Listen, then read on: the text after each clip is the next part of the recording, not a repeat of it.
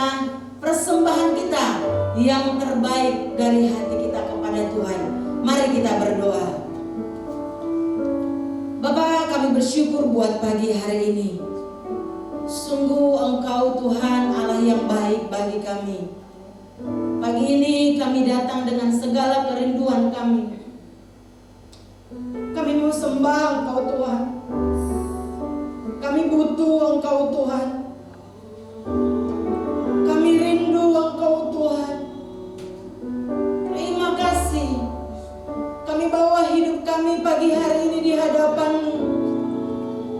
Kami bawa persembahan kami di hadapan-Mu Tuhan. Pujian yang terbaik yang kami mau berikan kepada-Mu pagi hari ini.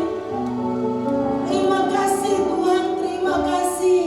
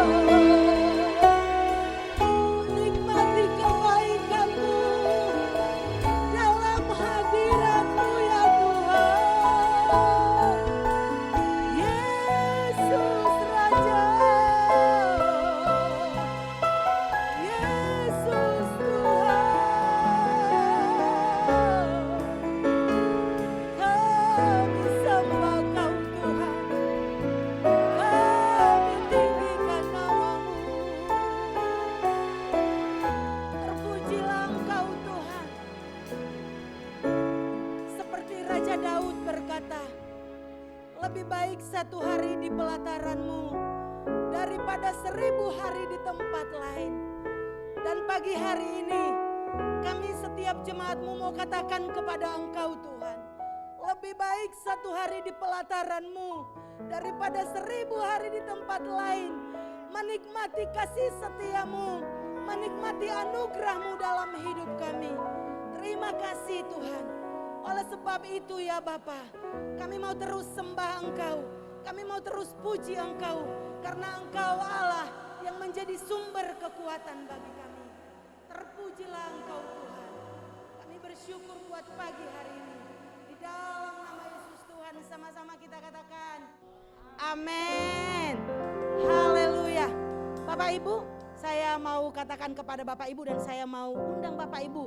Boleh katakan atau kiri depan belakangnya, Allah sumber kuatku. Amin. Haleluya. Bahwa Allah yang menjadi sumber kekuatan bagi kami Tuhan.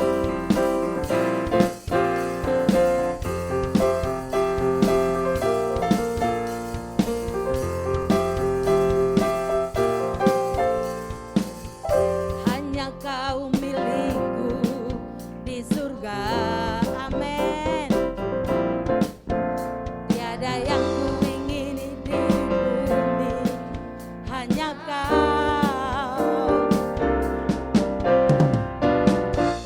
Tak kuandalkan kekuatanku ya, namun yang pasti Kau tetap selamanya. Allah sumber kuatku, Allah sumber kuatku, Allah sumber kuatku dan bagianku selamanya. Allah sumber kuatku, Allah sumber kuatku, Allah sumber kuatku dan bagianku selamanya. Selamanya. Haleluya.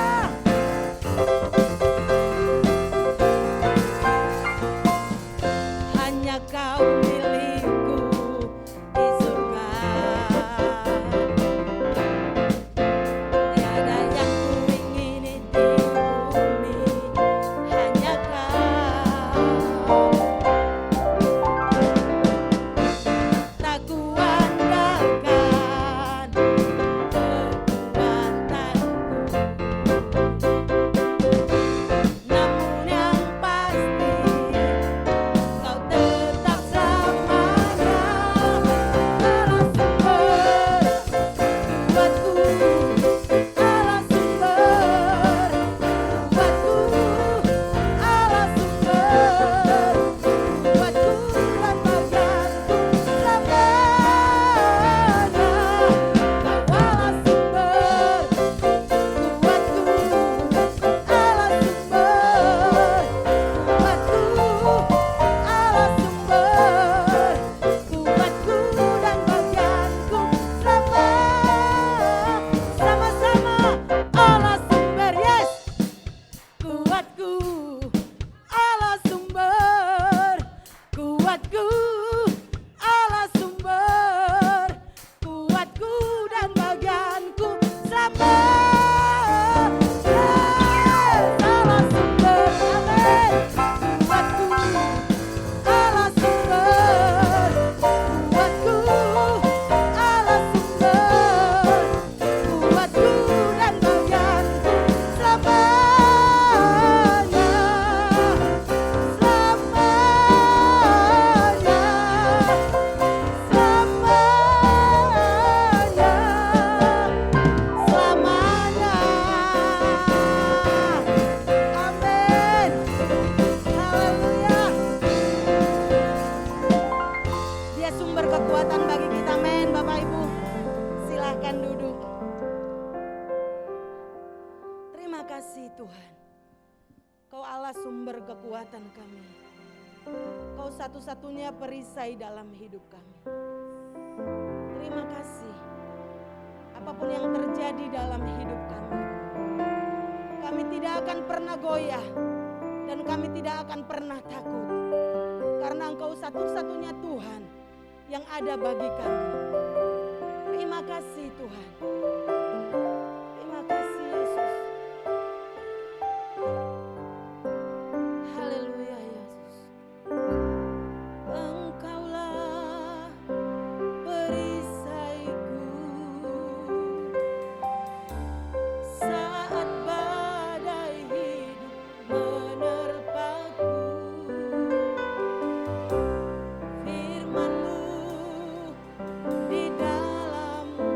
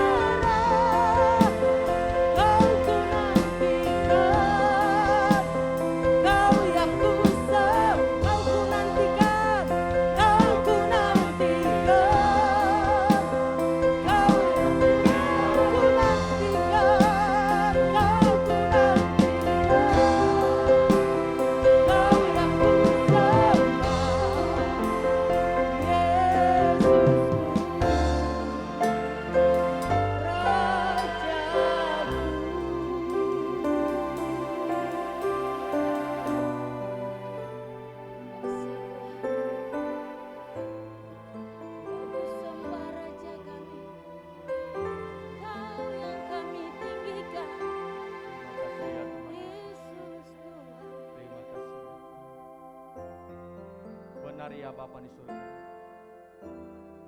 Engkaulah yang kami nanti-nantikan senantiasa ya Tuhan sebagai bangsa. Di bawah kepak sayap-Mu Tuhan kami boleh tenang ya Tuhan Yesus. Di bawah naungan kepak sayap-Mu Tuhan kami boleh aman ya Tuhan. Tidak ada sesuatu pun yang memberikan kepastian dalam dunia ini Tuhan selain Engkau Yesus Kristus. Ya Tuhan. Yang menjadi pegangan hidup kami ya Tuhan. Menjadi tujuan hidup kami. Tidak di masa kami boleh hidup ya Tuhan di tengah-tengah dunia ini ya Bapa di surga. Kami bersyukur di pagi hari ini ya Tuhan jikalau kami boleh berkumpul bersama beribadah ya Tuhan Yesus. Sebagai bukti kasih kami kepada Engkau ya Tuhan. Baik di tempat ini, baik sidang jemaat-Mu yang berada di rumah ya Tuhan, yang mengikuti ibadah secara online ya Tuhan Yesus. Kami boleh bersama-sama memuji memuliakan Engkau ya Tuhan. Engkau hadir di antara kami ya Tuhan Yesus, memberkati, mengurapi, menyertai kami ya Tuhan. Amin. Biarlah firman-Mu ya Tuhan Yesus yang kami dengarkan di pagi hari ini membawa kami kepada tujuan-Mu ya Bapa di surga. Ya. Terima kasih ya Bapa di surga, terpujilah Engkau ya Tuhan. Kami siapkan hati kami untuk firman-Mu di pagi hari ini dalam nama Tuhan Yesus Kristus. Haleluya. Amin. Oke. Shalom semuanya.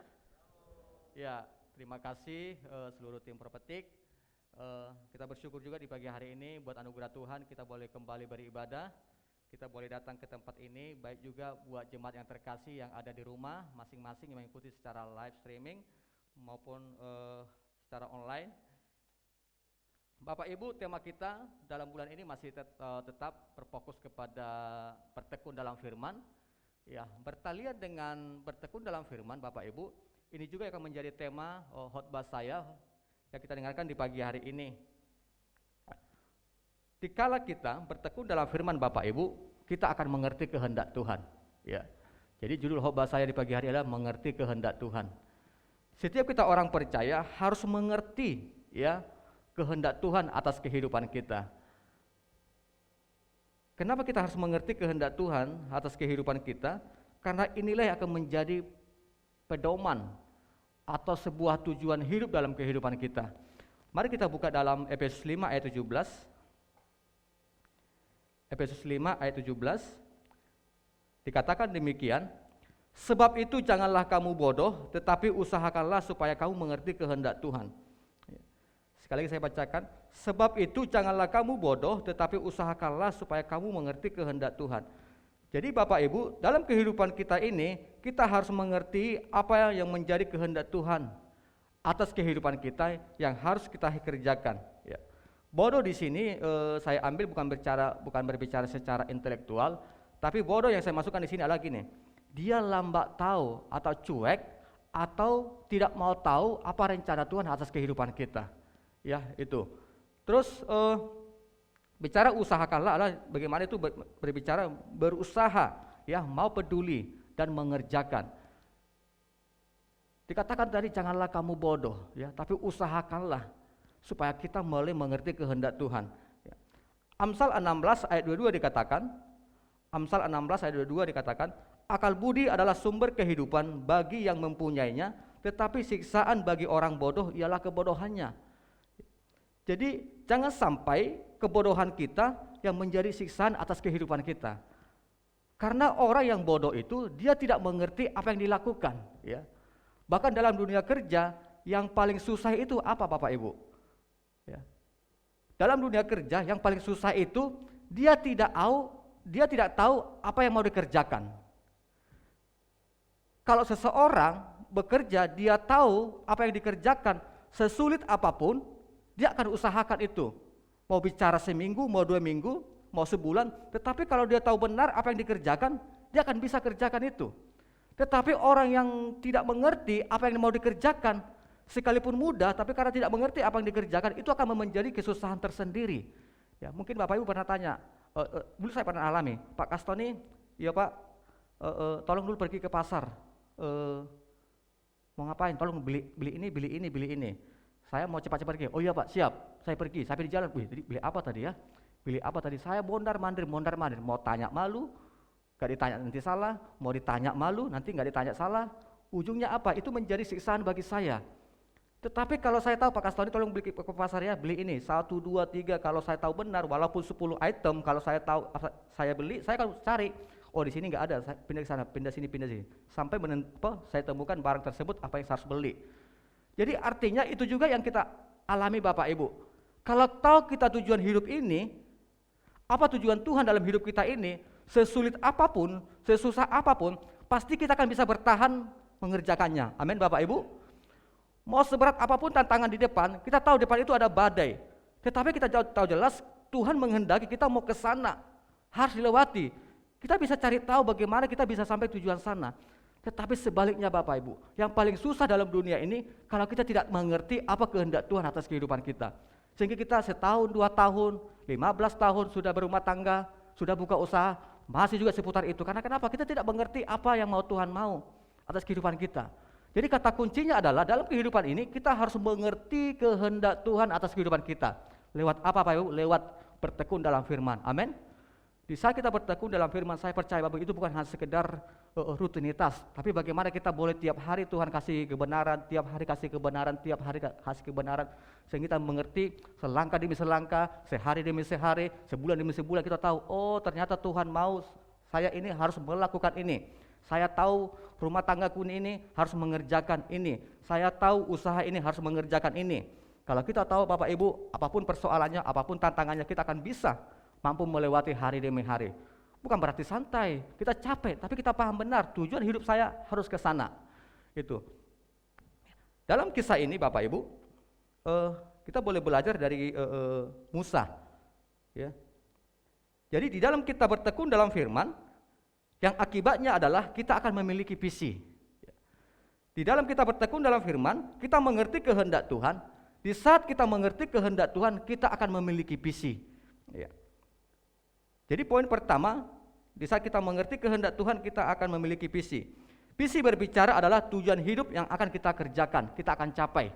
Ya, sebuah perusahaan Bapak Ibu, kalau Bapak Ibu bekerja di sebuah perusahaan, saya percaya baik di swasta maupun negeri, ya, pasti ada visinya sebuah perusahaan. Visinya mungkin 1, 2, 3. Misinya apa, motonya apa. Saya percaya itu. Demikian juga kehidupan kita harus kita memiliki visi, ya. Apa tujuan visi Bapak Ibu? Tujuan visi ini adalah agar kita tidak liar, hidup kita ini tidak menghabiskan waktu yang tidak esensi, ya. Jadi tujuan visi itu agar hidup kita tidak sembarangan, tidak liar, atau tidak menghabiskan waktu mengerjakan yang tidak esensi dalam hidup ini. Raja Salomo katakan di dalam Amsal 29 ayat 18a dikatakan, bila tidak ada wahyu menjadi liarlah rakyat. Ya, bila tidak ada wahyu maka liarlah rakyat. Artinya Bapak Ibu, kalau tidak ada wahyu di dalam sebuah negara, tidak ada visi, tidak ada tujuan, maka raja itu akan bingung mau ngerjakan apa tahun ini, mau ngerjakan apa 5 tahun ke depan, mau ngerjakan apa di dalam rakyat ini. Demikian juga sebuah negara, kalau tidak ada visi, tidak ada rencana pembangunan setahun, 5 tahun, 10 tahun, maka sebuah baik presiden atau pemimpin negara tertinggi tersebut akan bingung mau ngerjain apa. Sekalipun 50 menteri, kalau tidak ada tujuan akan bingung. Tetapi kalau tahu tujuan negara tersebut, apa rencana pembangunannya setahun 5 tahun ke depan, ya, saya percaya dia akan bisa mengerjakannya bersama dengan menteri-menterinya. Demikian juga kehidupan kita Bapak Ibu, ya. Kita harus mengerti visi Tuhan dalam kehidupan kita. Kita boleh belajar sama-sama dari kisah hidup Musa, ya, Keluaran 3 ayat 2. Keluaran 3 ayat 2, nanti lanjut lagi Keluaran 7 ayat 10, ya. Malaikat Tuhan menyampaikan diri, ya. Ini berbicara malaikat Tuhan menyampaikan diri pada Musa di dalam nyala api yang keluar, ya, dari semak duri. Lalu Musa melihat dan tampaklah semak duri itu menyala tetapi tidak dimakan api. Malaikat Tuhan berbicara pada Musa. Lanjut kepada Keluaran 3 ayat 7 sampai 10. Keluaran 3 ayat 7 sampai 10 dikatakan, aku telah memperhatikan dengan sungguh-sungguh kesengsaraan umatku di tanah Mesir. Dan aku telah mendengar seruan mereka yang disebabkan oleh pengerah-pengerah mereka. Ya, aku mengetahui penderitaan mereka. Sebab itu aku telah turun untuk melepaskan mereka dari tangan orang Mesir dan menuntun mereka keluar dari negeri itu ke suatu negeri yang baik dan luas, suatu negeri yang berlimpah-limpah susu dan madunya, ke tempat orang Kanaan, orang Het, orang Amori, orang Feris, orang Hewi, dan orang Yebus. Sekarang seruan orang Israel telah sampai kepadaku, juga telah kulihat betapa kerasnya orang Mesir menindas mereka. Ayat 10. Jadi sekarang pergilah, aku mengutus engkau kepada Firaun untuk membawa umatku Israel keluar dari Mesir. Bapak Ibu, dalam kisah ini bagaimana Tuhan berjumpa dengan Musa untuk supaya Musa itu Tuhan panggil ya untuk membawa kembali dari bangsa Israel yang ada di tanah Mesir keluar ya ke tanah Kanaan yang Allah Tuhan janjikan. Sebelumnya adalah bahwa Musa itu lahir di Mesir dan dibesarkan di sana.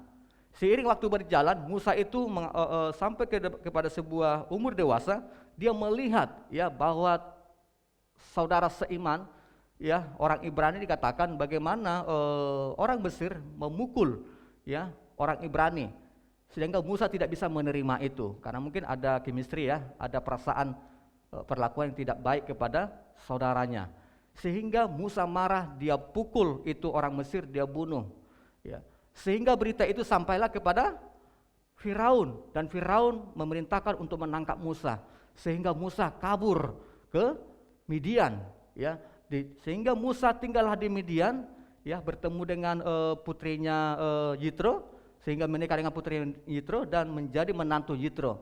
Selama hidup Musa ya 40 tahun kurang lebih 50 tahun selama di Midian, dia hanya mengembalakan kambing domba daripada mertuanya ya. Salah tidak mengembalakan kambing domba? Tidak salah Bapak Ibu. Tetapi apakah itu tujuan Musa?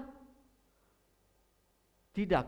Ketika Tuhan bertemu dengan Musa dan Musa menyampaikan sebuah visi, Tuhan menyampaikan sebuah kehendak Tuhan kepada Musa, yaitu supaya Musa kembali ke tanah Mesir dan membawa umat pilihannya dari tanah Mesir ke tanah Kanaan.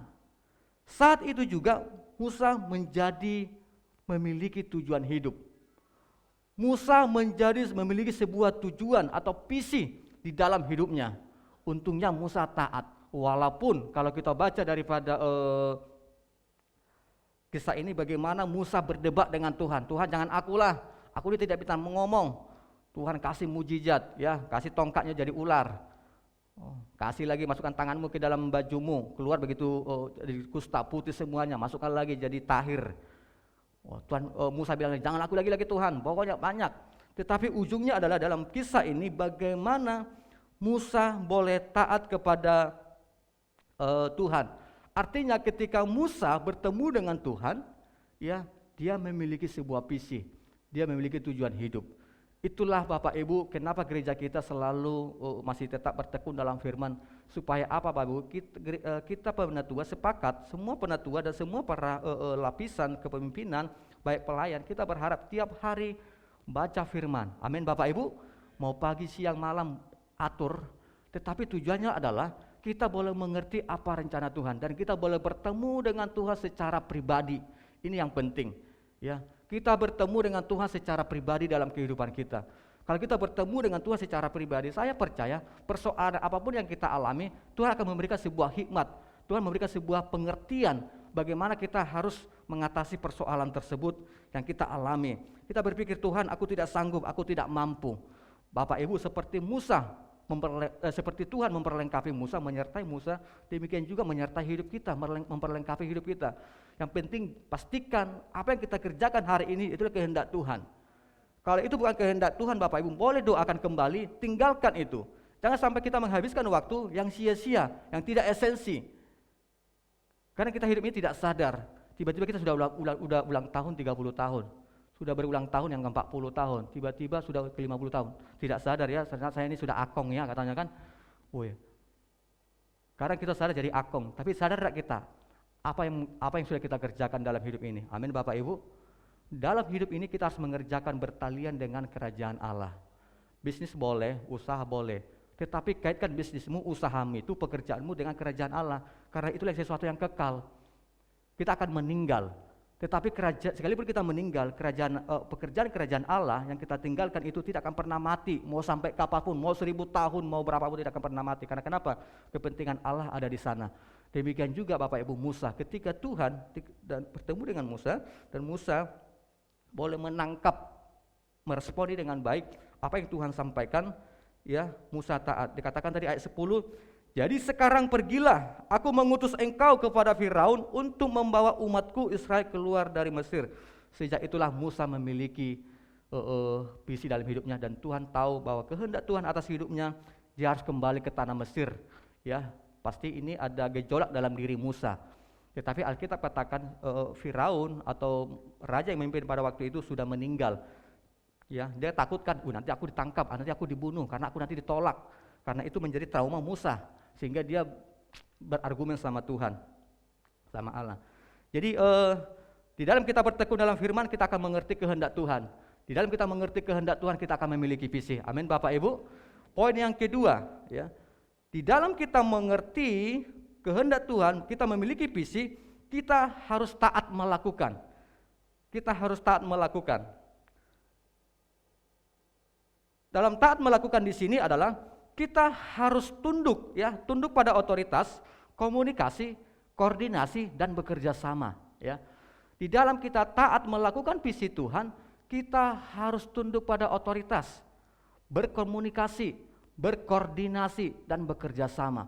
Karena kenapa? Karena kita tidak akan bisa bekerja sendiri. Ya, dalam rumah tangga minimal suami istri. Kalau ada anak, harus bekerja sama dengan anak. Di dalam perusahaan ada pemimpin, ada karyawan yang di bawah. Di dalam memiliki usaha yang Bapak Ibu pimpin, minimal Bapak Ibu sebagai pemilik, minimal ada karyawan 1 atau 2 orang. Pasti bertalian dengan orang-orang banyak. Kalau engkau bekerja sendiri, pasti minimal engkau bekerja sama dengan tokoh-tokoh lain. Ya, pasti bertalian dengan orang lain. Dikatakan di Keluaran 4 ayat 18, Keluaran 4 ayat 18 dikatakan demikian, lalu Musa kembali kepada mertuanya Yitro serta berkata kepadanya, izinkanlah kiranya aku kembali kepada saudara-saudaraku yang ada di Mesir untuk melihat apakah mereka masih hidup. Yitro berkata kepada Musa, pergilah dengan selamat. Kenapa Yitro berkata pergilah dengan selamat? Saya percaya Bapak Ibu, setelah Musa bertemu dengan Tuhan dan Tuhan menyampaikan secara detail apa maksud Tuhan yang harus dikerjakan oleh Musa, dia kembali ke mertuanya. Saya percaya Musa menceritakan dengan detail apa yang dia alami bersama dengan Tuhan, apa yang Tuhan sampaikan kepada Musa. Dia ceritakan ya dengan detail kepada mertuanya, sehingga mertuanya berkata, pergilah dengan selamat. Ini bicara apa Bapak? Ini bicara restu. Amin Bapak Ibu. Kita dalam mengerjakan visi Tuhan, ketaatan kita dalam Tuhan, kita harus minta restu, ya. Minimal yang suami istri minta kesepakatan dengan pasanganmu.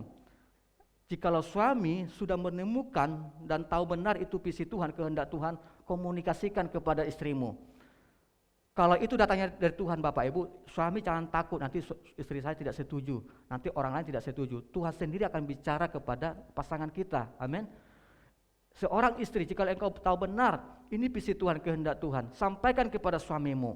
Mungkin sekali, 2 kali belum mengerti, tidak apa-apa, sampaikan lagi sampai 5 kali, sampai 6 kali, sampai suamimu mengerti dan paham kalau ini datangnya dari Tuhan. Ya, kalau sudah sepakat, ya pasti itu namanya restu Bapak Ibu.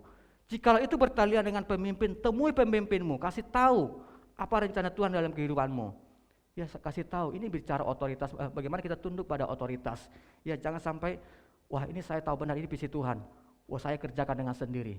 Tidak seperti itu Bapak Ibu. Tuhan itu selalu berbicara, dia akan selalu bekerja dengan orang lain, bersama-sama. Sedangkan dia ketika dia menciptakan manusia dikatakan, baiklah kita menciptakan, baiklah kita menjadikan. Artinya kita itu bicara majemuk lebih daripada satu. Amin Bapak Ibu. Jadi demikian juga kita dalam mengerjakan visi Tuhan dalam kehidupan kita. Kita harus taat. Terus ayat 28 ya. Keluaran 4 ayat 28. Kemudian Musa memberitahukan kepada Harun segala firman Tuhan yang disuruhkannya kepadanya untuk disampaikan dan segala tanda mujizat yang diperintahkannya kepadanya untuk dibuat. Ini berbicara ketika Musa sudah menyampaikan kepada mertuanya, ayat 27 dulu ya, mundur ke belakang ayat 27. Berfirmanlah Tuhan kepada Harun, pergilah ke padang gurun menjumpai Musa. Ia pergi dan bertemu dengan dia di gunung Allah lalu menciumnya. Ayat 28. Kemudian Musa memberitahukan kepada Harun segala firman Tuhan yang diserukannya kepadanya untuk disampaikan dan segala tanda mujizat yang diperintahkannya kepadanya untuk dibuat. Jadi Bapak Ibu, singkat cerita, ketika Musa sudah permisi daripada mertuanya, dia pergilah ke Mesir. Ya, sehingga bertemu dengan saudaranya, kakaknya itu Harun. Ya, walaupun sebelumnya Tuhan sudah berbicara kepada Harun nanti kalau si Musa akan datang. Ya, baru muncullah kalimat ayat 27 ini, ya. Pergilah ke padang gurun menjumpai Musa dan pergi bertemu dengan dia di gunung Allah lalu menciumnya. Kemudian Musa memberitahukan kepada Harun segala firman Tuhan yang disuruhkannya kepadanya untuk disampaikan dan segala tanda mujizat diperintahkannya kepadanya untuk dibuat. Jadi ketika Musa sudah bertemu dengan Harun, Musa menceritakan. Ini bicara apa Bapak Ibu? Ini berbicara komunikasi. Tuhan suruh saya ke sini karena ini. Dia ceritakan. Untuk saya memimpin bersama dengan engkau membawa bangsa umat Tuhan ini, pilihan Allah ini keluar dari tanah Mesir. Dia ceritakan dengan detail, ya. Sehingga Harun menangkap apa pesan Tuhan lewat Musa dan Harun menangkap dengan baik. Ya, kenapa Harun bisa menangkap dengan baik? Karena itu tadi, karena Musa mengkomunikasikan dengan baik, dengan detail. Jadi Bapak Ibu dalam berkomunikasi, ya, dalam berkomunikasi itu harus pastikan Bapak Ibu, lawan bicara Bapak Ibu mengerti sampai 100%. Amin. Komunikasi itu adalah dimengerti dengan sampai 100%. Kalau pasanganmu hanya menangkap 99%, itu belum maksimal Bapak Ibu. Terkadang 1% itulah yang membuat menjadi miskomunikasi, yang ujung-ujungnya visi tersebut tidak terjadi. Jadi jangan langsung cepat-cepat, oh iya Pak, benar tuh, udah pergilah. Dengarkan dulu, pastikan dulu, benar dah yang kau maksud ini seperti ini. Pastikan itu, ya. Dan komunikasi komunikasi adalah dasar kehidupan. Ya, artinya adalah di dalam dunia ini selalu ada komunikasi. Baik di rumah tangga, pokoknya Bapak Ibu pernah sadar ketika bangun pagi, suami kita mau ngapain satu hari itu, istri kita mau ngapain satu hari itu, anak kita mau ngerjakan tugas apa hari itu bicara komunikasi. Kalau tidak ada komunikasi dalam sebuah kehidupan, itu akan terjadi keabnormalan. Kalau sudah keabnormalan terjadi di sebuah hubungan, maka akan terjadi sebuah kekacauan di sana. Ya, seperti Menara Babel. Tuhan tidak memusnahkan orang-orang yang ingin mendirikan Menara Babel, tetapi dikacaukan komunikasinya sehingga tidak nyambung. Ambil martil, gergaji diambil, ambil gergaji, paku yang diambil. Sehingga bingung. Itulah komunikasi Bapak Ibu. Istri maunya ke kiri, suami maunya ke kanan. Atau disampaikan ke kiri Maya, ke kiri Maya. Oh iya Pak. Begitu di jalan, tadi kiri atau kanan ya? Bingung. Dia lurus, baru dia bilang ke kiri. Terkadang kita Bapak Ibu dalam kehidupan ini, apa yang membuat kita susah? Bukan ada apa-apa, komunikasi kadang-kadang kita tidak nyambung. Apa masuk suami, apa masuk istri, apa masuk pemimpin, apa masuk anak kita, apa masuk bawahan kita. Ya. Jadi dalam kehidupan ini kita harus mengerti komunikasi. Ingat, komunikasi adalah sampai dimengerti dengan 100%. Jangan ada 9,9%, jangan Bapak Ibu, 100%. Ya, harus seperti itu. Apa buktinya Harun menangkap 100%? Ya, dikatakan ayat 29. Ayat 29 lanjut lagi. Lalu pergilah Musa berserta Harun dan mereka mengumpulkan semua tua-tua Israel. Harun mengucapkan segala firman yang telah diucapkan Tuhan kepada Musa serta membuat di depan bangsa itu tanda mujizat. Ketika Musa sudah menceritakan apa yang dia dapat dari Tuhan, Musa menceritakan kepada Harun, Harun menangkap dengan benar 100%, sehingga Musa dan Harun bertemu dengan tua-tua Israel. Siapa yang berbicara di sana? Bukan Musa lagi, tapi Harun. Harun menceritakan kembali. Berarti Musa menceritakan dengan jelas, mengkomunikasikan dengan jelas 100% apa yang dia terima dari Tuhan, sehingga Harun menangkap, sehingga mereka bersepakat bertemu dengan tua-tua Israel. Ini bicara kesepakatan Bapak Ibu, ini bicara kerjasama. Ya. Terus ayat 31 dikatakan, ayat 31 lanjut, lalu percayalah bangsa itu Dan ketika mereka mendengar bahwa Tuhan telah mengindahkan orang Israel dan telah melihat kesengsaraan mereka, maka berlututlah mereka dan sujud menyembah. Ya, lalu percayalah bangsa itu. Ketika Harun sudah menceritakan kepada tua-tua Israel, maka percayalah bangsa itu. Kenapa bangsa itu bisa percaya? Karena memang Musa menceritakan kepada Harun dengan detail, dan Harun menceritakan kepada tua-tua Israel dengan detail, sehingga mereka percaya. Kalau nggak jelas, kau nih ngomong apa? Nggak jelas kau nih, yota tidak, orang bilang kan, orang Jambi bilang. Tapi kalau itu disertai dengan Tuhan, kita paham ini maksud Tuhan, Bapak Ibu, jangan takut Bapak Ibu.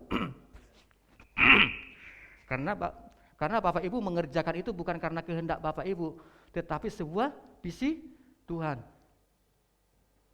Makasih Pak. Termasuk juga dalam menegur orang Bapak Ibu. Kalau Tuhan sudah bicara kepada Bapak Ibu untuk menegur si A, Bapak Ibu harus bertanggung jawab. Ya, karena Bapak Ibu menegur seseorang itu karena Tuhan peduli sebarang orang kepada orang itu. Jangan lupa nanti dia tersinggung, nanti dia beribadah lagi. Berarti engkau sedang egois. Engkau sedang mengizinkan orang itu masuk dalam jurang. Jadi dari mana kita dapatkan keberanian? Ketika kita tahu ini sebuah prinsip Tuhan, ini kebenaran Tuhan, jangan pernah takut. Amin. Justru keberanian kita itu menyampaikan kepada orang lain sebuah pesan yang kita tahu benar itu datangnya dari Tuhan, maka saat itu juga orang itu akan menerima kerajaan Allah. Dia menerima hidup dalam kerajaan Allah. Jadi jangan sampai Tuhan sudah berbicara kepada Bapak Ibu untuk melakukan ini, atau sebaliknya, jangan lakukan itu. Tetapi kita masih juga ngotot, tidaklah Tuhan, ini benarlah ini Tuhan. Kita buat sebuah pembenaran, ya. Jadi dalam kita mengerjakan visi Tuhan, ya kita harus taat. Dalam kita taat, kita harus tunduk pada otoritas, kita berkomunikasi, berkoordinasi dan bekerja sama. Bagaimana Musa dan Harun bekerja sama dengan tua-tua Israel. Mereka bersepakat sehingga mereka melakukannya bersama-sama. Poin yang ketiga, ya. Di dalam kita sudah mengerti kehendak Tuhan, menemukan visi Tuhan, dan kita taat, maka kita harus tekun mengerjakan. Ya, kita harus tekun mengerjakan. Keluaran 5 ayat 1. Ya, singkat cerita, bagaimana Tuhan sudah menyertai Harun dan Musa untuk bertemu dengan Firaun. Ya, sehingga Musa dan Harun pergilah ke Firaun untuk menghadap dan menyampaikan apa yang Tuhan maksud. Saya ambil dari Keluaran 5 ayat 1 dikatakan, Firaun berkata, siapakah Tuhanmu itu supaya aku izinkan bangsa Israel pergi? Ini singkat cerita, Tuhan bilang, Firaun, kami diutus Tuhan. Tuhan mau bangsa Israel ini, umat pilihan ini harus kau izinkan keluar dari tanah Mesir. Tapi apa jawab Firaun? Emang kau siapa? Gitu nah. Siapa Tuhanmu itu yang harus aku ikuti? Aku harus taat sama dia sehingga aku harus mengizinkan umat Israel ini keluar dari bangsaku. Kira-kira seperti itulah Bapak Ibu ya. Sudah itu artinya Bapak Ibu ada penolakan. Sehingga Musa dan Harun balik lagi. Waduh, gimana nih kita ditolak nih. Terus pergi lagi. Ya, pergi lagi di Keluaran 7 ayat 10. Ya, Keluaran 7 ayat 10. Musa dan Harun pergi menghadap Firaun, lalu mereka berbuat seperti yang diperintahkan Tuhan. Harun melemparkan tongkatnya di depan Firaun dan para pegawainya, maka tongkat itu menjadi ular. Dibuat mujizat. Ini buktinya kalau Tuhan menyuruh kami. Nah, kasih tongkat yang Musa pegang jadi ular. Datang Firaun, gampang, alih-alih sirkum bisa. Nah, dikasih juga jadi ular. Tapi yang bedanya ular dari tongkat jadi ular yang dari Musa itu memakan tongkat ular daripada para ahli-ahli sihir Mesir. Tetapi Firaun juga tidak mengizinkan, pergi lagi. Baru Tuhan bilang pergi lagi katanya menghadap Firaun. Sampai ini kepada kisah tulah ya. Keluaran 7 ayat 15. Ini tulah pertama Bapak Ibu. Tulah pertama air menjadi darah ya. Sampai terjadi lagi Keluaran 8 ayat 1, tulah kedua, tulah ketiga katak dan nyamuk, tulah keempat lalak pikat, pokoknya banyak deh. Tetapi dalam ayat ini Bapak Ibu, memang Tuhan sengaja Tuhan mengeraskan hati Firaun. Kenapa Tuhan sampai mengeraskan hati Firaun? Ingat, tujuannya adalah supaya bagaimana lewat tulah yang Allah izinkan, Ya, mereka melihat bahwa ada penguasa di dunia ini, yaitu Allah itu yang menciptakan langit dan bumi, supaya bangsa Israel, bahkan Firaun sendiri juga, bahkan terhadap Musa dan Harun, mereka tahu bahwa sesungguhnya Allah menyertai mereka. Ya. Sampailah kepada tulas 10, yaitu Tuhan membunuh anak sulung manusia maupun hewan. Bapak Ibu, saya renungkan firman ini, kenapa sampai anak sulung? Saya melihat, dalam kepentingan Tuhan Bapak Ibu, Tuhan bisa intervensi. Bahkan sampai membunuh anak sulung pun Tuhan bisa buat untuk Tuhan tahu, supaya manusia tahu bahwa Tuhan itu berkuasa. Amin. Di dalam kita melakukan visi Tuhan, kalau itu tidak berkenan kepada Tuhan, Tuhan bisa intervensi. Kalaulah gara-gara bisnis yang kita lakukan itu yang tidak sesuai dengan firman Tuhan, Tuhan bisa intervensi. Apakah dia tutup?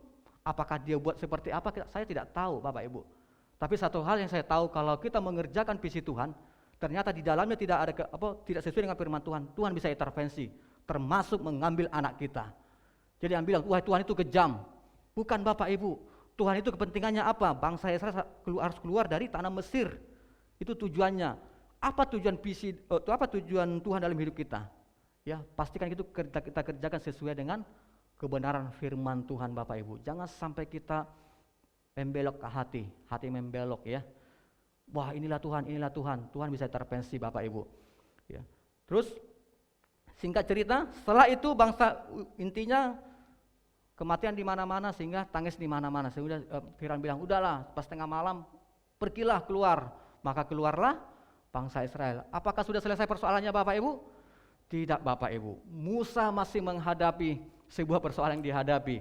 Ya, tetapi itulah Bapak Ibu, sekalipun Musa menghadapi sebuah tantangan, kendala yang untuk memimpin bangsa Israel keluar dari tanah Mesir, banyak persoalan ya. Sampai dibilang harus berperang dengan bangsa Amalek, ya, berperang lagi. Wah, banyak ya. Udah itu apa lagi? Musa, kami haus. Kau ini membuat kami mati ya. Kami sudah taat ikut kau. Sekarang kami haus nih. Gimana lagi nih? Ya, di Keluaran 17 dikatakan bangsa Israel bertengkar dengan Musa minta air karena haus ya.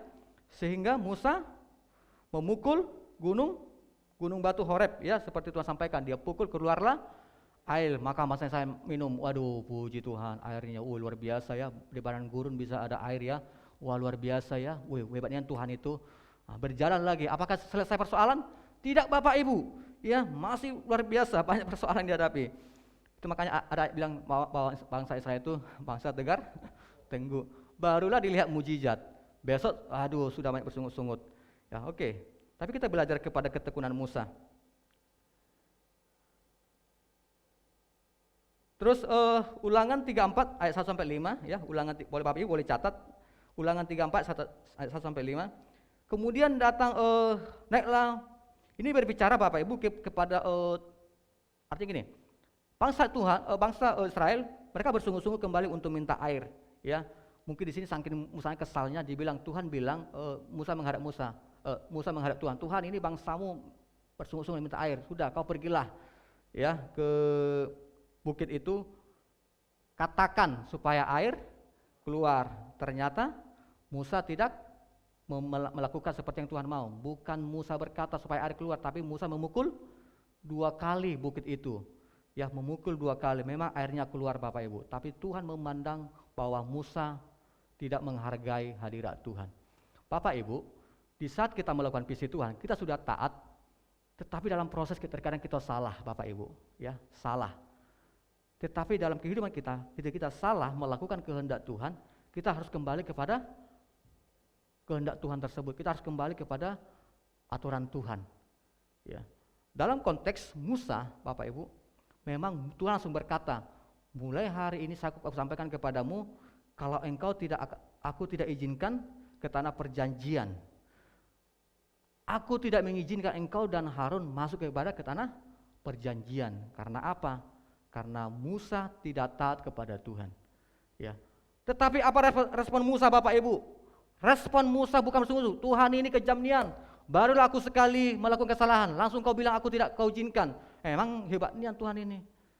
Alkitab tidak ada mencatat bahwa Tuhan bersungguh-sungguh atau berkeluh kesah kepada Alkitab tidak mencatat bahwa Musa berkeluh kesah kepada Allah. Ya. Tetapi Bapak Ibu saya baca sampai terakhir, Musa masih tetap tekun melakukan visi Tuhan dalam hidupnya, memimpin bangsa Israel sampai kematian terjadi dalam hidup Musa.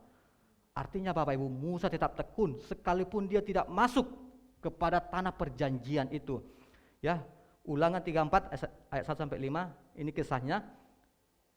Kemudian ini Tuhan menyuruh Musa ya agar naik ke dataran Moab.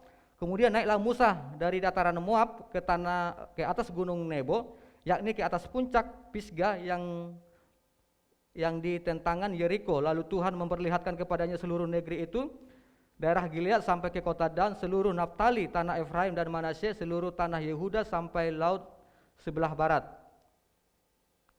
tanah Negeb dan lembah Yordan, lembah Yeriko, kota pohon korma itu, sampai Zoar, dan berfirmanlah Tuhan kepadanya, inilah negeri yang kujanjikan dengan sumpah kepada Abraham, Ishak dan Yakub, demikian kepada keturunanmu lah akan kuberikan negeri itu. Aku mengizinkan engkau melihatnya dengan matamu sendiri, tetapi engkau tidak akan menyeberang ke sana. Lalu matilah Musa sampai hamba Tuhan itu di sana di tanah Moab sesuai dengan firman Tuhan. Ya, maka matilah Musa Bapak Ibu, Alkitab katakan. Jadi di dalam Musa melakukan kehendak Tuhan, dia tetap tekun sekalipun dia tidak masuk kepada tanah perjanjian yang Allah sudah janjikan kepada Musa. Demikian juga kita Bapak Ibu. Terkadang kita dalam melakukan kehendak Tuhan kita salah, tetapi kita harus memiliki respon benar. Amin Bapak Ibu. Apa yang saya dapatkan di sini? Yang saya dapatkan adalah Tuhan lebih mementingkan hubungannya sama Tuhan. Musa bilang gini kira-kira, Tuhan gak apa-apa deh, yang penting aku berkenan di hadapanmu. Biarlah saya tidak masuk kepada tanah perjanjian itu, sekalipun itu yang kuinginkan juga, itulah yang kurindukan juga. Tetapi sekalipun engkau tidak mengizinkan itu, aku masuk ke tanah Kanaan, yang penting engkau terima di sisimu, engkau terima aku ini menjadi orang yang berkenan kepada Tuhan. Bapak Ibu, dalam hidup ini, satu hal yang saya kasih tahu kebenaran, yang penting hidup kita harus berkenan di hadapan Tuhan, amin. Sekalipun Tuhan sudah menjanjikan kepada kita, engkau akan diberkati, anak cucumu dan lain-lain Bapak Ibu. Amin.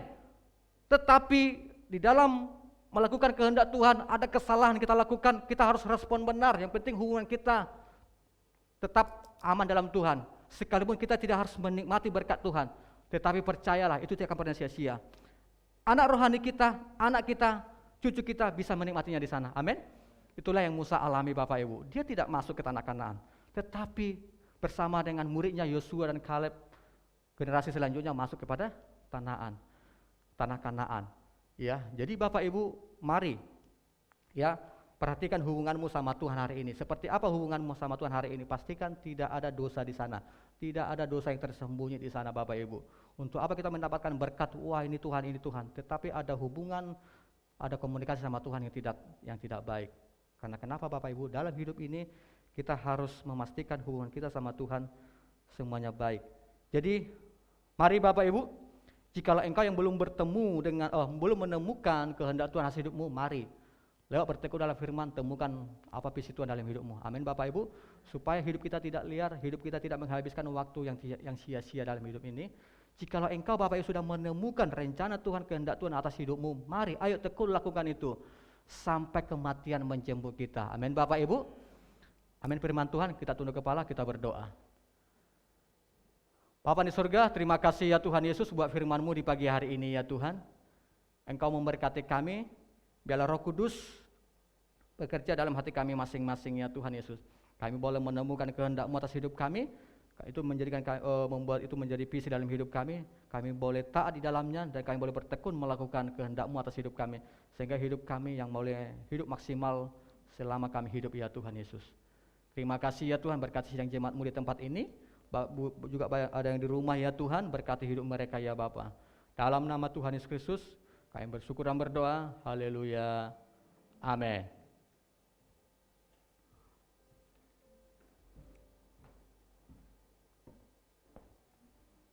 Oke, saya percaya setiap kita diberkati oleh kebenaran firman Tuhan pagi hari ini, amin. Hidup bukan tentang kita, tapi hidup ini tentang Tuhan dan kepentingannya dan tujuannya. Itu yang harus kita mengerti. Temukan tujuan hidupmu di dalam Tuhan, terus taat lakukan dan dengan tekun. Dan ada satu kalimat yang tadi dikatakan Pak Kastoni sempat ulang berapa kali, jangan buang-buang waktu, jangan sia-siakan. Hidup ini cuma sekali, hidup ini singkat, dan sekali lagi hidup bukan tentang kita, tapi hidup tentang Tuhan. Oke, sebelum kita akhiri pertemuan ibadah kita pagi hari ini, kita akan dengarkan beberapa pengumuman multimedia. Terima kasih untuk Pak Kastoni yang sudah menyampaikan firman Tuhan pagi hari ini. Oke, silakan tim media.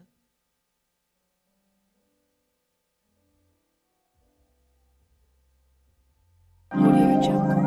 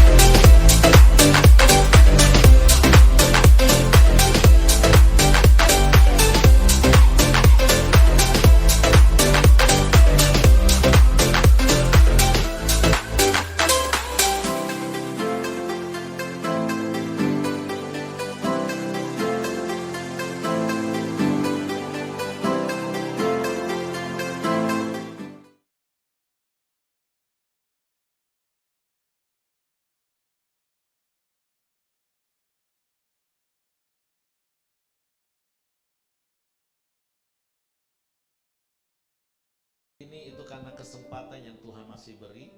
Sebab itu temukan tujuan Tuhan dalam hidupmu, terus taat dan lakukan dengan tekun. Sampai akhirnya seperti Pak Kastoni katakan, seperti Musa, bahkan sampai akhir hidup kita tetap setia melakukan kehendak Tuhan.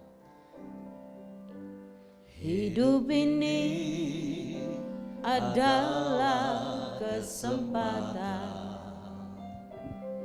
Hidup ini untuk melayani Tuhan. Jangan sia-siakan waktu yang Tuhan Hidup ini beri. hanya sementara. Hidup ini hanya sementara. Sekali katakan hidup ini. Hidup ini adalah kesempatan. Hidup ini untuk melayani Tuhan. Jangan sia-siakan waktu yang Tuhan beri. Hidup ini hanya sementara. Oh Tuhan, pakailah hidupku selagi aku masih kuat. Bila saatnya nanti ku tak berdaya lagi, hidup ini sudah jadi berkat. Oh Tuhan, pakailah hidupku selagi aku masih kuat. Bila saatnya nanti ku tak berdaya lagi, hidup ini sudah jadi berkat. Pujian yang kami naikkan di hadapan hadirat-Mu saat pagi hari ini yang menjadi komitmen kami Tuhan. Kami bersyukur buat hidup yang sudah Engkau berikan bagi kami. Bahkan kami hidup bukan lagi di dalam kesia-siaan yang akan menuju kepada kebinasaan. Tapi karena Engkau telah menebus hidup kami dari dosa, Engkau telah menebus hidup kami dari cara hidup kami yang sia-sia. Sebab itu Tuhan, di dalam kesempatan hidup yang masih Engkau berikan, biarlah setiap kami menemukan tujuan-Mu dalam hidup kami. Dan kami taat melakukannya, dan kami melakukannya dengan tekun sampai akhir hidup kami. Karena kami sadar hidup bukan tentang kami, tapi hidup tentang Engkau. Bagaimana Engkau dipermuliakan di dalam hidup kami, dalam rumah tangga kami, dalam bisnis kami, dalam seluruh aspek hidup kami. Sebab itu Tuhan, tolong kami, pimpin kami, tuntun kami, kuatkan kami, untuk kami terus tekun sampai akhirnya. Sehingga seperti Paulus berkata, kami boleh berkata, sehingga sampai darah kami yang penghabisan, kami terus setia kepadamu. Sampai setiap kami memperoleh mahkota kebenaran yang Kau sediakan bagi kami. Supaya hidup kami jadi bukti kebesaran-Mu.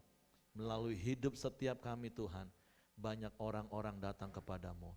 Tuhan, terima kasih buat ibadah pagi hari ini. Terima kasih buat kebenaran firman-Mu yang mengingatkan, meneguhkan, bahkan mungkin menegur kami kalau kami sering menyia-nyiakan waktu hidup kami.